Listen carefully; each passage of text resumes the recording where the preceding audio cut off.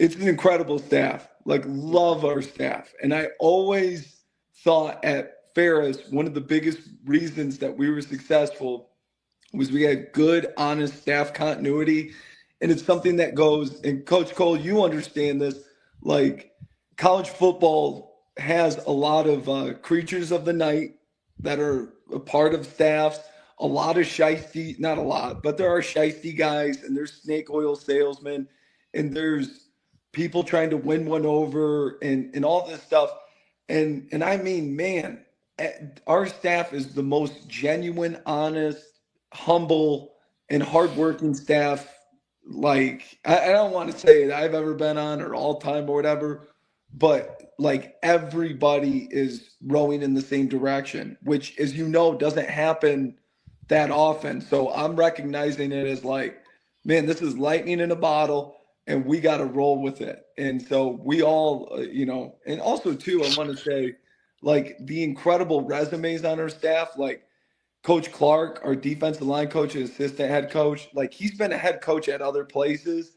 Um, and so when he talks, I'm listening, I'm like, because obviously, I want to be a head coach someday. So here's the guy that's done it at two different places. Like, lesson to any young coach, shut up and listen to him, man. And so, you've got him, and obviously Coach Buckley's got the most ridiculous resume ever. And, Coach Mario Edwards, our defensive backs coach, played in the league for a while. His son is in the league now, and Coach Calvin Smith, he was an All-American for Bobby Bowden at Mike linebacker, and he played as a true freshman for Florida State. It's just an insane amount of experience that's here right now. So when I see them, recognize like what I'm doing is the right thing and vice versa, there's nothing more motivating. You're like, a bunch of dudes' careers that I really respect the heck out of, and they're giving you up. You're like, all right, let's go, baby. Yeah, yeah. Coach, once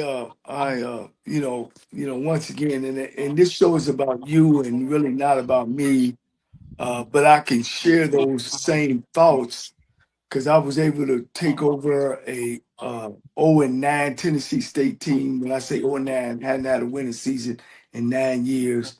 An Alabama State team that hadn't had a winning season in 9 years. A Lane College team hadn't had a winning season in 20 years. And of course, Texas Southern hadn't won a championship in 40 years. And I was able to win a championship with all those schools.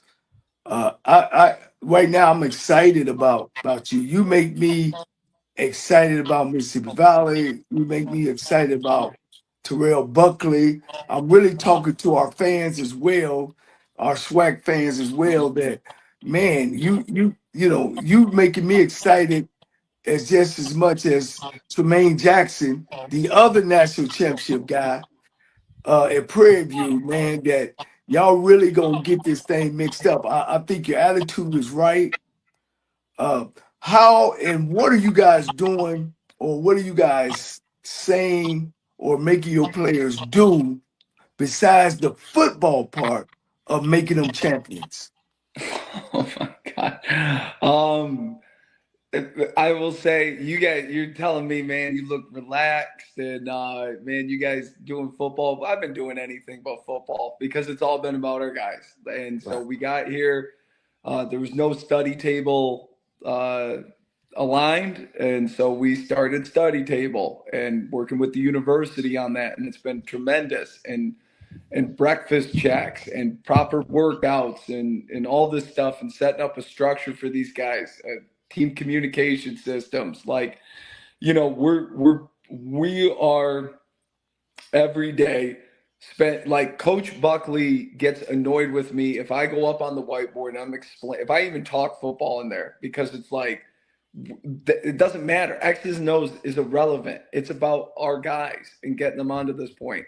And I'm kind of looking back at him like, hey, dude, I've never done this before, so I'm trying to make sure I don't blow it for the team next year. Can you allow me to, do a little bit of this? And so, yeah, like I think every day we are getting at least 1% better. better as a university, better as a program, better as players, people, and otherwise. And so, there are days where it's tough, but every day, I mean, I've left the office smiling, driving back home, and even, or being like, man, that was something. And so, yeah, the amount that we have gotten done is one of the most, and I'm talking in my 10 years of coaching, which isn't nothing compared to a lot of other people, but my 10 years, the last 2 month stretch that we've had is one of the most impressive accomplishments I've ever been a part of. And nobody will ever know it. And hopefully it's displayed this fall. Well, Coach Parker, let me say this. And I want to give you a lot of praise because we hear a lot of things, but calmness creates confidence. If we had cut on this and the light was flickering in the back and everything, and that doesn't show me. I like people that are prepared, that are organized. And one thing I will say about Coach Buckley and T-Buck, he was always a player that was prepared. He was never not prepared.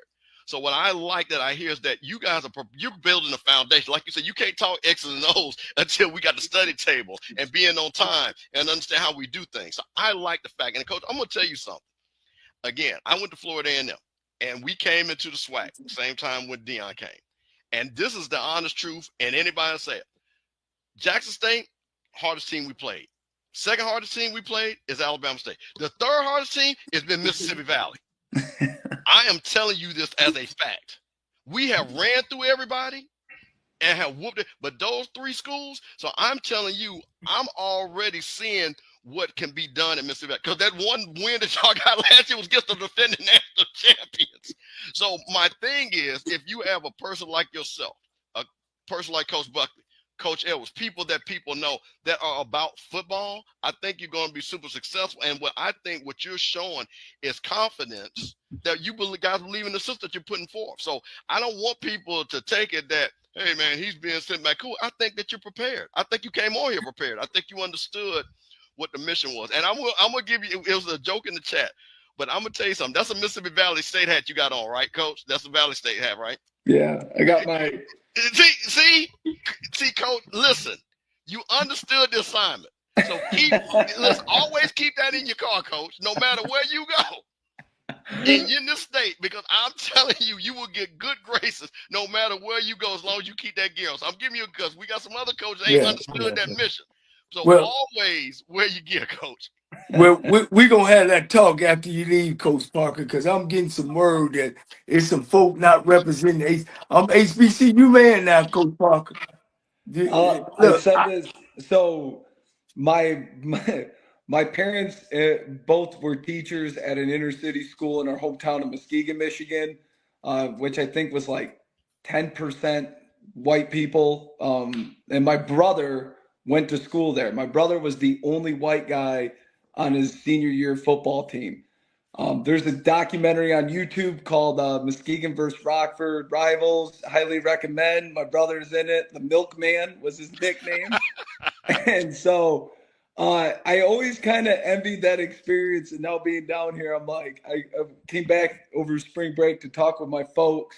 Shout out Tim and Karen Parker. And I told them straight up, I'm like, I'm 100% HBCU. I'm straight up, man. Like, this is the coolest and the most love I've ever felt in my profession. And I don't, I don't want to work for anybody other than Coach Buckley. Like, I don't I was saying about my agent. I texted him and I'm like, hey man, I don't know what it is I'm actually doing right now, but I only want to do this for the rest of my life. Like straight up, everything about my job right now is incredible. And so, yeah, the adversity and the circumstances that surround it, it's like, I guess why I'm always smiling is like, yeah, but I finally get to call some plays, so I'm kind of pumped about it. Hey, you know what? We're gonna have to give you a nickname, Coach. This gonna catch on. I guarantee you it's gonna catch on. I doubt it, Coach. I seriously doubt this. Hey, Coach, we're gonna call you because of your positivity, because of your attitude. First of all, this does not represent HBCU coaches. Coach, but Coach, go ahead. I'm honest, Coach. We're gonna call you Coach Sunshine. No, that's see, no, see, hey, Coach Coach, he Sunshine. does we Coach. can never get through this without a train wreck. And Coach, listen, every Oh, that's time, horrible. That's horrible. I mean, Why? Coach, every time, listen, this is legendary that this happens every time. Coach, we going good, the vibe is good, you know, you're talking good, and then this guy all of a sudden just wants to wreck the car. So, Coach, we're not going to call you that. Hey, no, we're not. Hey, Coach, I got a great headline. Jackson State lit up by Coach Sunshine. See what I'm saying? You see that? I was really hoping for the Gunslinger 2.0 to Oh, catch. Man. He had a mustache too. That's all I'm saying. Man. No, Oh, damn, Coach. Now, Coach Parker, you too comfortable now. Now you talking about my years now with the gun seat. You would definitely have to get a cowboy hat. Let's I'll get tell that you shit.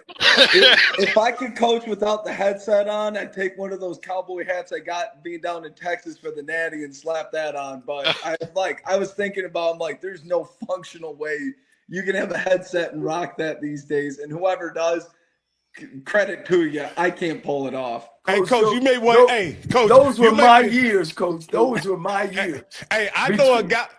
I Go know ahead, a guy who said he called plays and he didn't wear a headset, Coach. So you may not have to wear one. And he's I'm on not the. that Hey, good. I'm not that good. and he's on here with us, Coach. He's on here with us. Maybe he can coach you through calling plays without a headset. Well, what I can do, Coach, is to tell you what's gonna come from that if you don't put them numbers up. That's one thing I can tell you, Coach. So Coach, I averaged 39.1, and 38.4. So if you ain't putting them numbers up, you better put a headset on. Hey, it's rough in the conference, Coach. You got to be putting them numbers up now. Yeah, we'll be doing our best. I mean, but I'll be honest with you. If you score 2 points a game and the defense does their job, that looks pretty good too. The only stat line I honestly care about, wins, losses. I only want to see the left-hand column go up. Everything else is it's gravy. Ooh, Coach, talk to me after the season if that happened. And I hope y'all on the 2-0 winning side, and you still got a job to talk to me about. That Sunday meeting with Coach Buckley would probably be pretty legendary. But yeah, definitely. Me and you'll have a talk at the end of the year if that happens. But I'm wishing for the best. But it seems like, Coach, you, like I said, man, I'm excited. I like everything you're saying. It's right on point. One of the questions I asked about what are we doing off the field, I think you've answered that, man. And I'm excited about you guys' chances. Coach, what let's talk about you. What I know Mississippi Valley is a great place to be, but if you have success there, I'm not pushing you off to somewhere else. But you got in this game to do what? Being from Michigan, I'm from Ohio. I know, I've loved football all my life, and of course you have too. What goes on in Coach Parker's mind about who you are, where you want to go, and at the end of the, of this career, what it looks like. And I'm not running you out of Mississippi Valley. I'm not. No, I hope you would stay and get that program up and going because it's got a lot of potential there. But, this show is also about you as well. I'm kind of into, the job. The most important job is where your feet are at right now. And so that's right. You know what I mean? So that's my singular focus. And that's probably been detrimental to me getting other jobs over time and what have you. But I think if you're going to be truly successful, you got to be focused year round on the job you're currently doing. And so to say I want to be a coordinator somewhere else or whatever, Nah, I mean, it's literally, and that's why I'm talking about this, is because Valley State is life. And the other goal I have is to coach until until the day I die. I don't want to do anything else. Like, football is incredible. I shouldn't say day I die. As soon as I'm like super immobile, getting older, and I guess when I need an afternoon nap, like it's a daily ritual, that's when I got to hang up the whistle. I'm not taking a shot at anybody in the chat. All right, that's just my own preference. And so that's kind of like my, goal wise, what I'm into. But yeah, like, I think a lot of college football coaches waste. I mean, if you asked an average college football coach how many hours a year they waste talking to guys about, did you get that job? Did you hear about this job? Can you put a name in for this job or whatever? I mean, it's insane. And so if you just took all those hours and, I don't know, went and worked out or read a book or, did something, that you would probably benefit the current job that you're at. So that's kind of me in a nutshell. And, furthermore, I'm a rock and roll guy.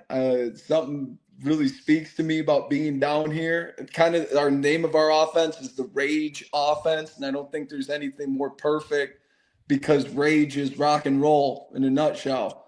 And that's, I'm kind of excited to go to the museums and see some genuine blues and tell people that I am at playing the guitar. Right. Hey, Coach, you must have knew I was going to ask you a next question, because you mentioned playing the guitar. Coach, what do? You seem like a football guy and you're pretty consumed with it. But what do you do to unwind or for fun that's not related to football? Do you cook? But you mentioned that you play the guitar. What do you do to unwind? Coach, what is your hobbies other than football? I've got a wife and a baby. My baby is 13 months old, and then we also have 2 dogs. So I just live in chaos, to be honest with you. And at the end of the day, I get, if I get, free time at all right now, I got to work out. So I guess that's part of my actual day, and doing push-ups, sit-ups, calisthenics, and stretching and mobility and stuff. And then on special days, I get maybe an hour to myself, and I will watch some pro wrestling. And right now, WWE has never been better. And this couch that I'm looking at and seeing that big screen with some steel cage match action, that's a big bright spot in my day.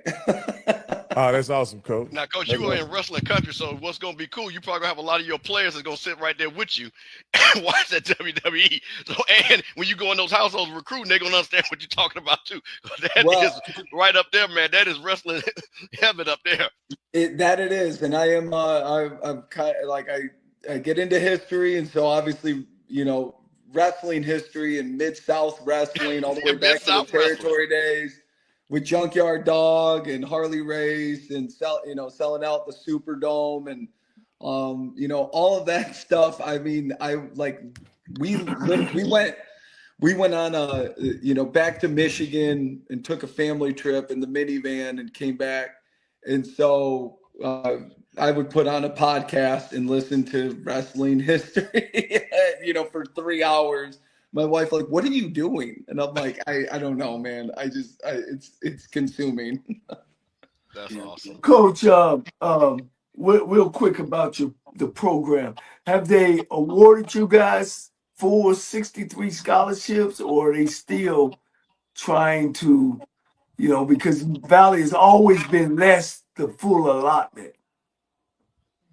Yeah, that's when we're working on that. I think, as that we didn't have that last year, but that's like our main priority and what we're working towards right now. And our president and everybody, the V Club, our booster club, everybody is very committed to correcting that. But also, too, as a good coach, man, there's FCS schools that have 0 scholarships and manage to win significant amount of games. And so if you got the right recruiting model and the right guys, the scholarship is what you've got there. That's just a salary cap. So You know, if you got less, you got to do with it. And so we ain't about complaining, and we're working towards, you know, making sure that that is the number that we need. Coach, let me ask you this: how many did y'all have in Ferris State when y'all won the championship?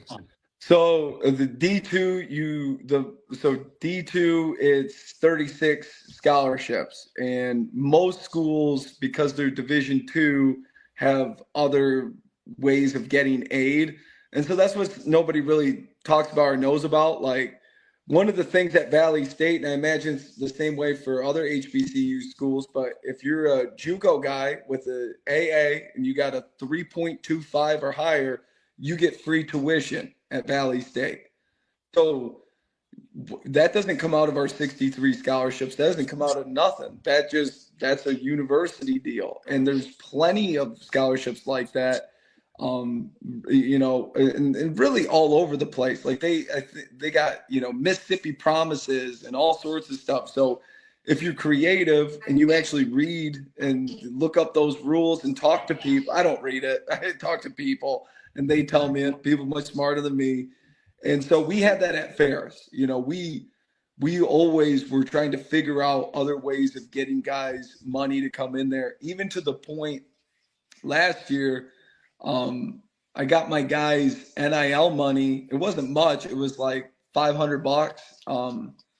You know, right before Christmas, selling T-shirts and pickleball paddles. I got some brand ambassadorships, and that was going to develop into something bigger, into which we could, you know, give guys greater scholarships. And for the most part, if you're a Ferris State offensive lineman, like you were on 5 to 10 grand, and it was 22 to go to school there.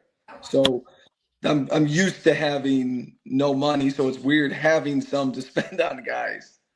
Yeah, Coach, I coached at Lane College, and it cost $13,000 to go there, and they gave me $125,000. So I had 7 scholarships, and of course we beat everybody except for one team. But the thing about having the 63 full is that, and this is a tidbit for you that you probably can take back.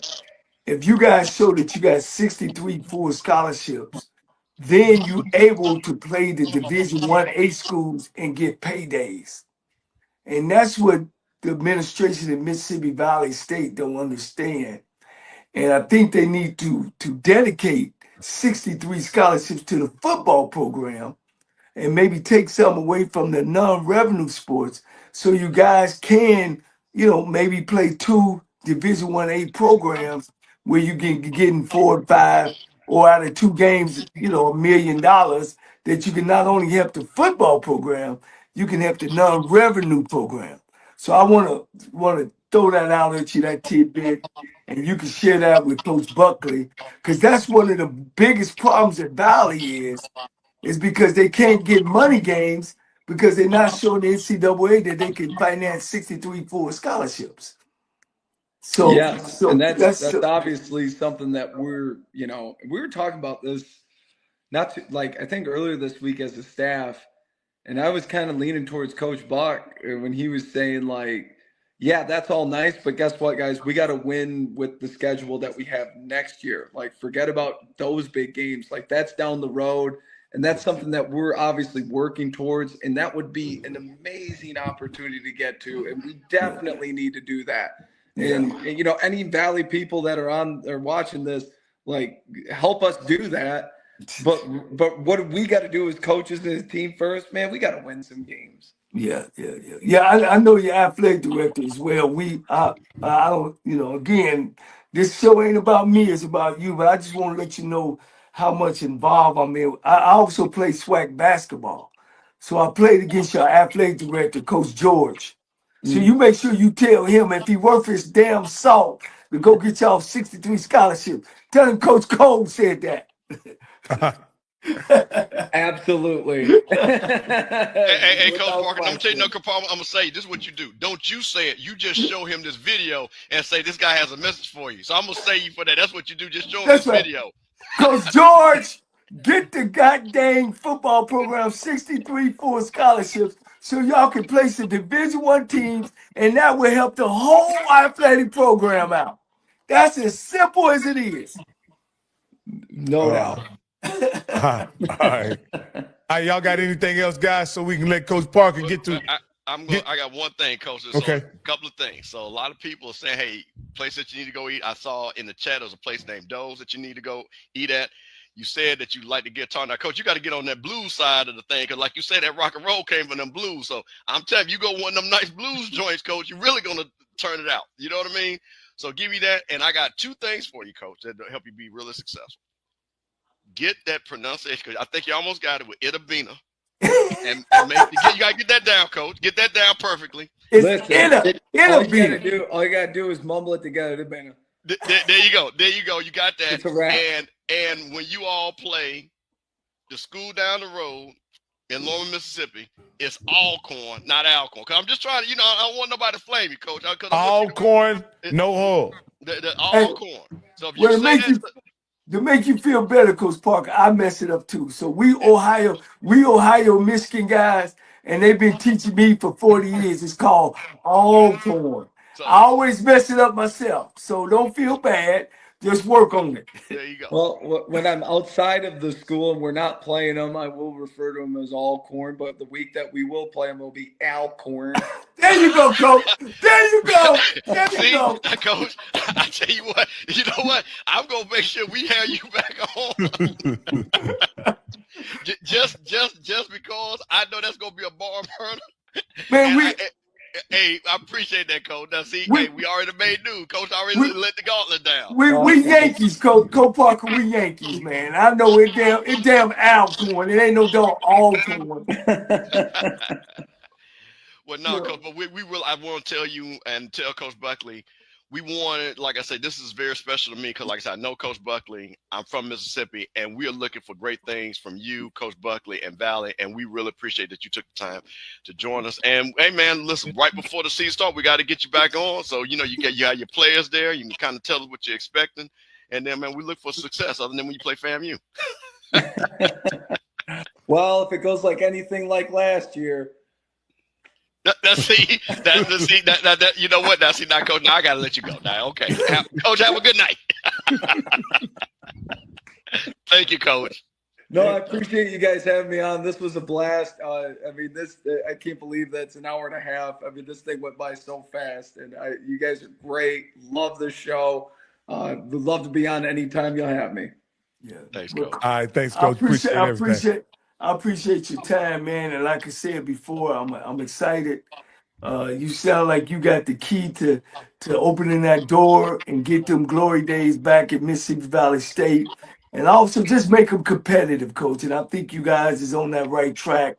And good luck. And if I have your game, like I said, I'm an analyst of HBCU Go, and I'll get a chance to meet you and break some bread or have a good talk, man. So good luck this year, and I look forward to some great things.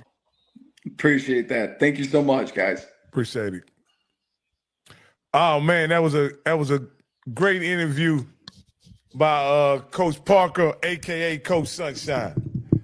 No, we're not doing that. We're not doing that.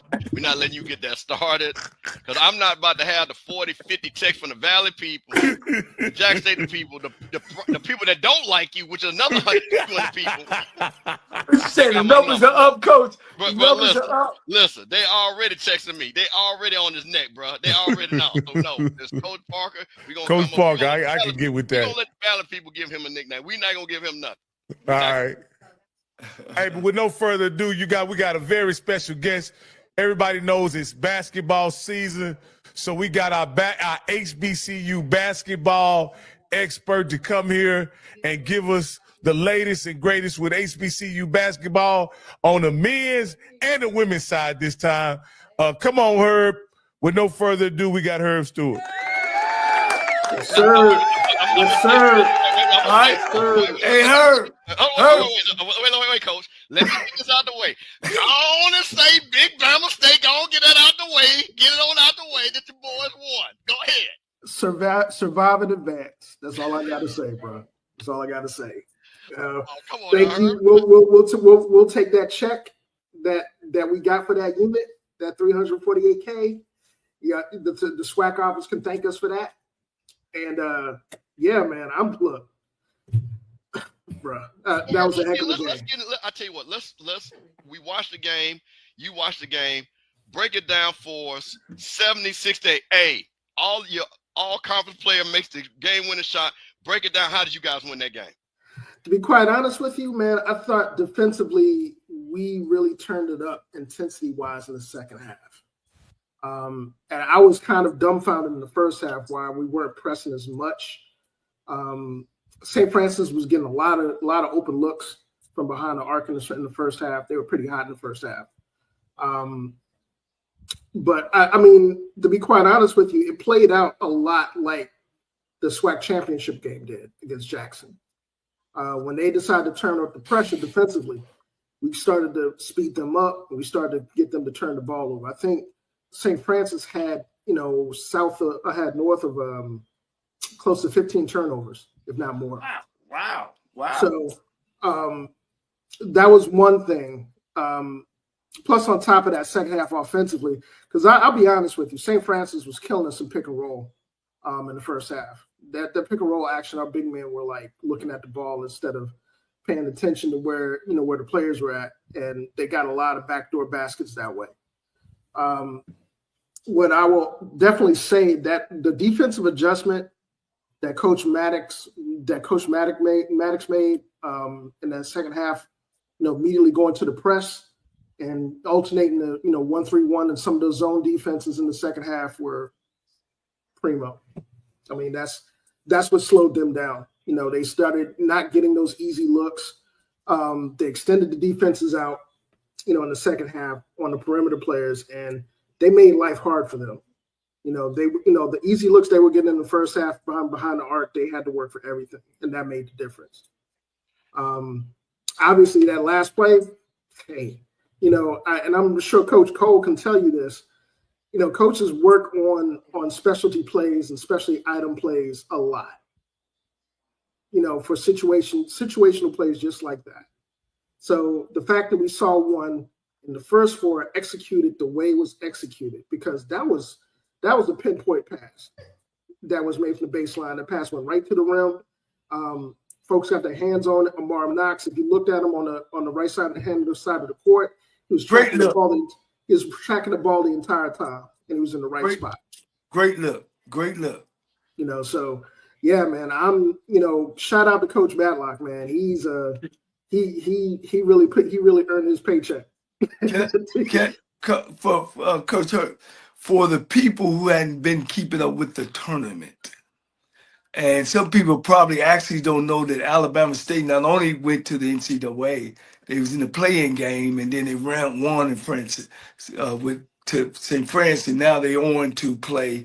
So I guess I'm asking you to start from the tournament, if you could, at the SWAC tournament, how Alabama State worked their way through. Because, of course, my alma mater was supposed to win, the boys and the girls. But unfortunately, they didn't. But kind of catch our fans up to the tournament, if you could, to Alabama State winning it all, to going to the playoffs. Kind of run through that real quick for us, please. Well, I think the big thing, we talk about Alabama State's performance in the SWAC tournament. There are three things that stood out to me. One, their defensive intensity. Each one of those games, they wore the opposing team down. Southern, they defeated the top seed in the first round. They wore them down. I mean, those guards, when they decided to turn the pressure up, and sped them up, they turned people over. And those, not only did they turn them over, but those turnovers turned into transition points and turns into baskets on the other end. The second thing that really stood out to me was the fact that we got excellent play from our backcourt. Amar Knox, CJ Hines, who I believe was a tournament MVP, if I'm not mistaken. Even in that second game where we were kind of struggling, Tyler Mack comes off the bench and has a stretch of 4 3-pointers in quick succession in the last 5 minutes of the game. Wow. And people that don't know about, the Knox kid. He was transferred from UMES. He was brought to Bama State as an outside shooting specialist. He just hadn't really gotten a lot of run, during the season. Even in tonight's game, he came in and drilled 2 threes, in situations. So, that was the second thing. There was, the substitutions and the way Coach Matlock used his bench to really effectively enhance his defensive prowess of that squad and to wear folks down. That was really apparent in the championship game. Because anybody that saw the Jackson State game, the championship, Jackson State only goes 7 or 8 deep. But that 7 are extremely talented. They're probably close to, being amongst the more talented starting 5s or 7-man rotations in the conference, if not the most talented. But the same thing kind of played out in that game. Jackson State got a pretty good start. They kept a lid on Deontay Ruffin, who, to me is one of the most talented guards, if not the most talented guard in the conference. You don't get McDonald's All-Americans in the SWAC a whole lot.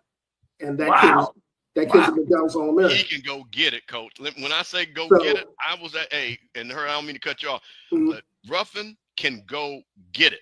And I'm gonna tell you that, and this is sacrilegious, but he's from Jackson, Callaway High School, stand up. I saw a little bit of Chris Jackson a little bit when he was going at it, because the same type of size and things like that. So man, I was super impressed with that kid, no doubt about it. Not just that. They did a really, really good job defensively on him. Coach Matlock made really good adjustments on Shannon Grant, who was kind of having his way in the first half of that game.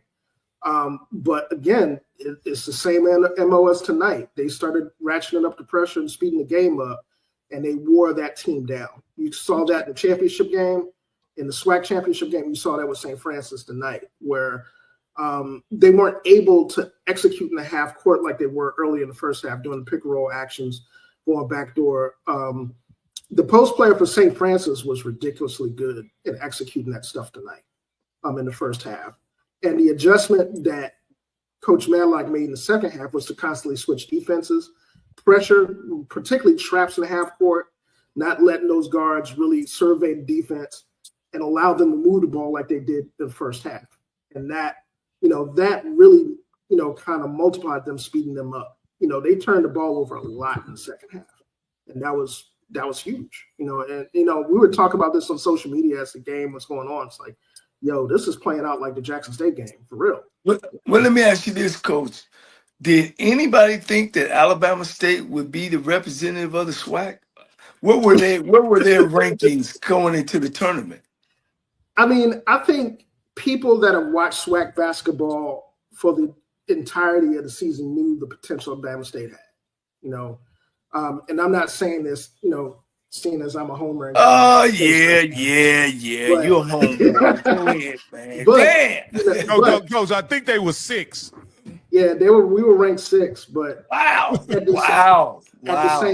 the same time, people that saw us play, and I mean, this translates to out of conference play early in the season too. Now they only lost to the top dogs though. They didn't have any bad games. They lost to the top dogs. But Texas Southern and Jackson State. Wait a minute. Hold on. They weren't 6. They were 4th. Okay, so they weren't that. They were 4th.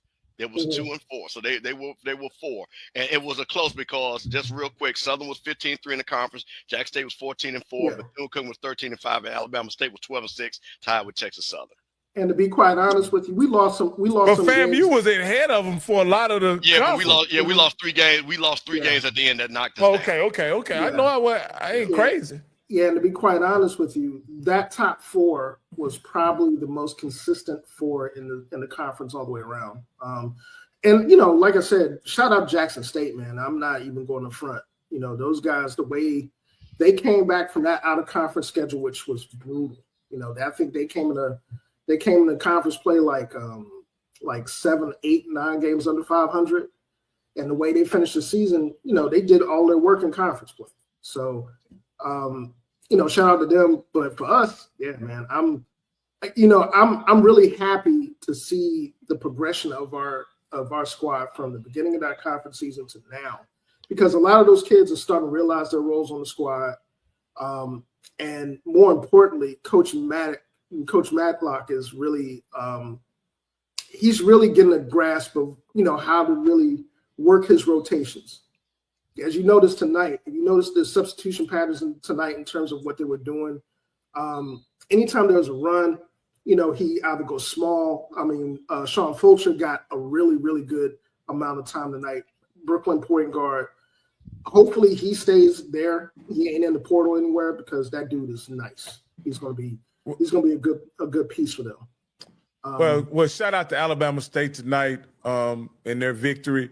We also have another HBCU that's gonna be teeing up on Thursday, if I'm not mistaken, against Norfolk is playing Duke, the #1 team. Is it Duke? No, Florida. Florida. They're playing Florida. Yeah. Excuse me. They're playing Florida. Yeah. Coach, let me ask you this, Herb. We see this matchup all the time on both sides of the bracket, whether it's the men's bracket or women's bracket. Historically, why does the MEAC always get a 16 seed, regardless of how competitive or how good the teams are? Do you want the PC answer? Yeah. No. I mean, give me whatever answer you want to give. Okay. I'll just say this, man, and I'll preface what I'm, giving that answer by saying that this year's Norfolk State squad is not a 16. They're at the very least a 15 or a 14. That's how good they are. Just to put this into context, High Point is 29-5. Okay. Those guys are the darling upset, upset alert for I think they're a 13 seed, and I think they play Purdue in the first round, right? Out of Big Ten. And a lot of people are predicting those guys to upset Purdue. Now, just to kind of put this into context, those guys were 16-1 at home with a bunch of Power 5 wins. And that one loss was Norfolk State.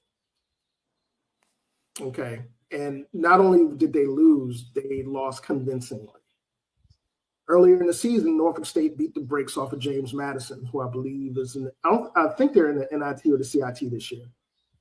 They beat James Madison, a couple of CAA schools this year, by double digits.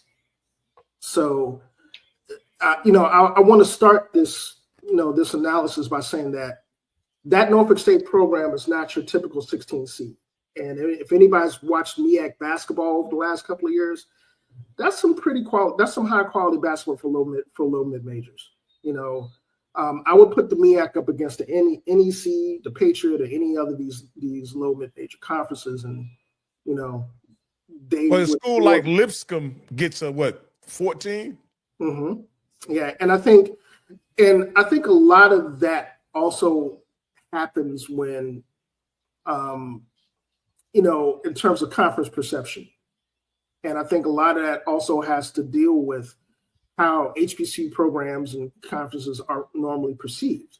I think the SWAC has a bigger issue with that than the MEAC does, primarily because schools in the MEAC have kind of altered their scheduling a bit in terms of utilizing a lot of more regional partnerships and scheduling with kind of lateral mid-major conferences, as opposed to just going for the big payday types of games against Power 5 and G5 conferences. A lot of times when we see that, and like I said, Norfolk is a really good example. Norfolk, South Carolina State this year, who were really, really tough. Those guys, quite frankly, should be in the NIT playing somewhere in postseason. Just to, again, use them as an example, they went on the road to Xavier of Ohio, who's a tournament team, and pushed them to the absolute last second limit at their house earlier in the season, out of conference play. Their coach was, look, we were lucky to escape with a win from South Carolina State. They went on the road to an SEC team in South Carolina, another tournament team, and were up by 20 in the first half. Let me ask you this here, Herb, because this is interesting conversation. Does attendance and fan support have any correlation in between where you're seated in the NCAA career? Because here's the deal. We know that there's a attendance issue across most sports in HBCU sports. There's a attendance issue. Mm-hmm. Could that factor into why they're always seeded 16? So they give a higher seed to a team that could possibly have more fan support. Yes and no. And I say that by saying that obviously when it comes to the NCAA tournament, brands are important. Like, I mean, let's take North Carolina, for example. Okay. A lot of people, looked at North Carolina's schedule and was like, why the hell are they in? They should not be in, They certainly should be in. Yeah, but the North Carolina brand carries weight. After they're winning by 30+ points right now, though. I think they're trying to send a message. Yeah. But I think a lot of times when we talk about mid-majors in particular in the NCAA tournament, mid-majors as a whole kind of get the short end of the stick because you don't see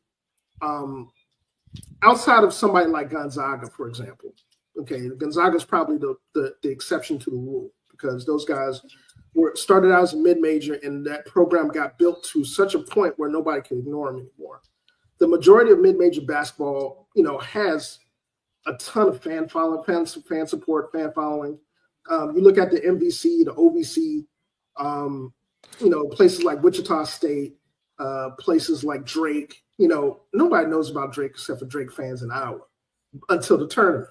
Drake is 30-4, but nobody's checking for Drake. So I don't necessarily. I think for the bigger programs, that's a big deal.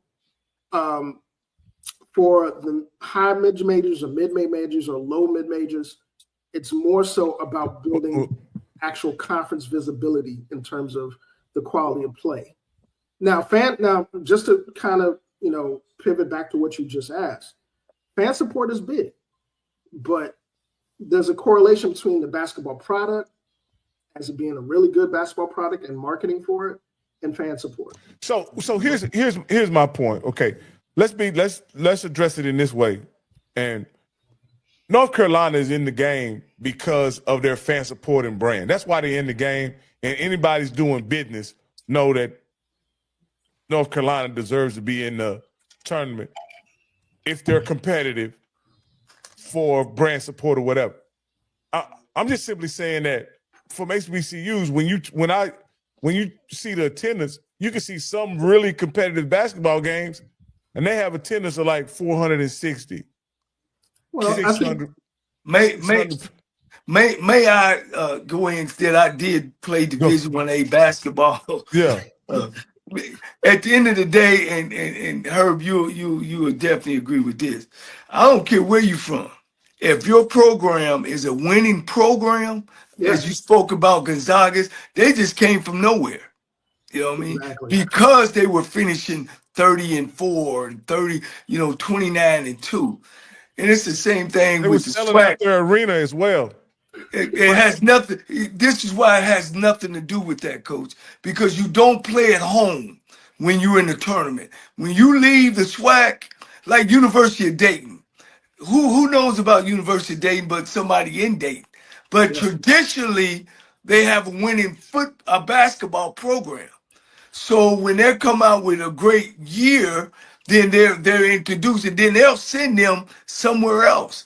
When we actually played Alcorn State for the SWAC championship when I was a player, then Alcorn State ended up playing in Dayton. All the SWAC teams that come out of the SWAC championship team, they go play in Dayton because that's the region. Well, attendance don't really matter. This records and tradition matters more. Well, this is what I'll say, and I'll shut up. I believe that Norfolk. Let's look at Norfolk this year. Yes, sir. They have a team that I believe can beat a lot of lower level Power 5 competition. Like, yes, sir. Yes, like they can beat the 14th, 13th, and 12th team of the SEC. They can beat them. I'm not saying they will beat them, but they can beat them. They can beat the 9th team that was in for the Big 10. Or they can beat the 9th team that was in for the Big 12. They can beat them, not that they will. But if they do beat that team, right, they're knocking out a lot of fan support. They're knocking out a lot of brand recognition that the tournament might have. Let me answer that. All right. There's a couple of things that are a little bit different about the NCAA tournament as compared to the rest of HBCU athletics. One, anytime you win, particularly as a mid-major, that NCAA unit that you're entitled to for a win, that's cash money. What Alabama State did tonight, that's $300,000. There's $348,000 tonight that's paid out to the grand total $2.1 million over the next 5 years. Okay.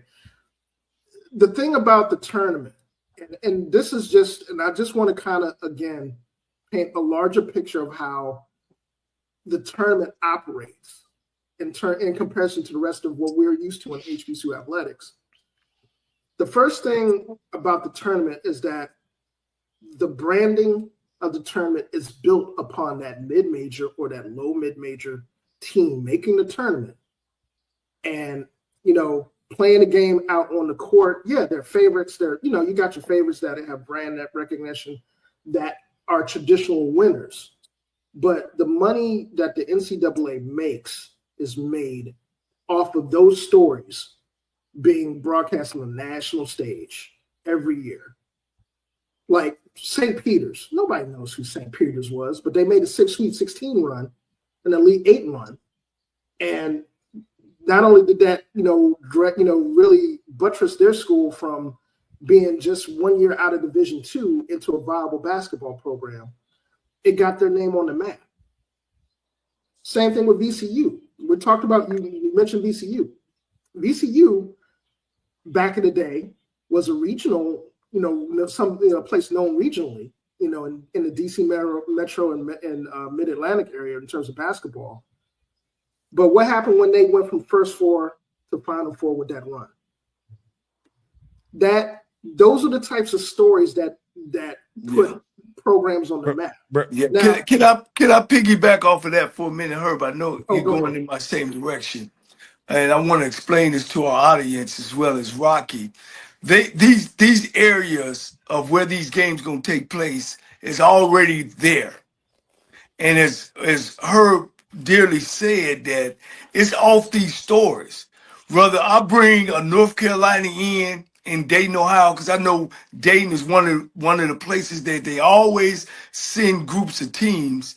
Whether North Carolina go there and win all the way through, and okay, we supposed to, they gonna come and see North Carolina every night. But if Norfolk State come in there and be a Cinderella team, guess what? That place will still be packed out because of, like Herb said, the store. You know what I mean? We got a school down in Phoenix, Arizona called Grand Canyon. You heard of them, Coach? Yep. If you look at this school, Rocky, you be like, man, this is some bullshit over here. But in basketball, they get it done. So Coach, so the SWAC is not notorious or known for basketball. I mean, when I came out, they had some greats of Alcorn State. They put in a situation where they can't win a game, Coach. Every time. They gonna play number 6. They gonna play number 1 or number 2. Am I right, Herb? Number 1 or number 2? Do you know the Southern upset Georgetown? When I was coaching in Southern? Georgia Tech. But Coach, Georgia Tech. But you know Coach, what I'm saying? That's okay. See, you going right where I was going, Coach. Okay. When there was that was when you only could have a 1 in 14 or 1 in 12. There's not been an upset since they went to a 64 game format of an HBCU. Coppin State is the only one they did it, and it was a 14 seed. So what are we saying? Let me respond to that. Hold tight. All right. First thing that we're talking about here is that there's not much differentiation between seeds 13, 14, 15, and 16. That's the first thing. But who they're playing is a difference, though. Well, hold on, Rocky. Let me cook it. That being said, just about every mid-major that plays outside of HBCUs falls into that category. The Lipscombs, the Belmonts, the St. Francis's. The University of Dayton's. University of Dayton's, although Dayton is now Atlantic 10 and their profile's raising. But the point I'm making is that any one of those programs that are not Power 5 or G5 that make the tournament, those mid-major conferences, there's a whole rack of them. It's not just HBCUs. Right. Okay. They're not consistently 16s, though, Herb. Well, Yes, they are. Yes, they are, Rocky. yes, they are. Look. Yes, they are. Now, we're talking about the SWAC. SWAC is consistently a 16 primarily because of a couple of reasons. One, we do a lot of traveling in our out of conference play collectively as a conference. Like I said, you take a look at the out of conference schedules of Jackson State, Alcorn, Southern. Although Southern did extremely well in the out of conference this year, that's the reason why their record was like it was, and the reason why they performed as well as they did in regular season. Because usually a SWAC team, Rocky, in its first 10 games, they play at least 8 Division I schools per se in football, these big schools, and they usually start off 2-8, 0-10, 1-9, 3. So they don't get no rankings just off of that. Yeah, and just to kind of piggyback off of what Coach Cole just said, when I mentioned earlier about what the MEAC decided to do, one, their conference condensed. That's the first thing. That inadvertently helped that conference in terms of being able to forge those relationships and to play those games, not having to do travel a whole lot. In the case of Norfolk State, Howard, South Carolina State, they made a lot of regional partnerships in terms of playing other mid majors, other Power 5 and G5 squads that were willing to pay, and those being actual lateral games. And we've talked about this on HBCU Hoops Weekly a lot, myself and Coach Lionel. How you schedule matters. It's not just a matter of, okay, well, you get beat down early in your off season. And that's one of the criticisms I've had at Jackson State, for example, is that this year, I think they had 15, 16 games on the road before conference play started. Yeah, that's usually it. So there are a couple of things that need to be clarified first before we start going into the discussion as to why, our respective leagues are viewed the way they are. Because some other conferences, like the NEC, that's another one. My name is JM&E, and I won $500 on the lunch money for keeping up with the Jonas Bracket Challenge.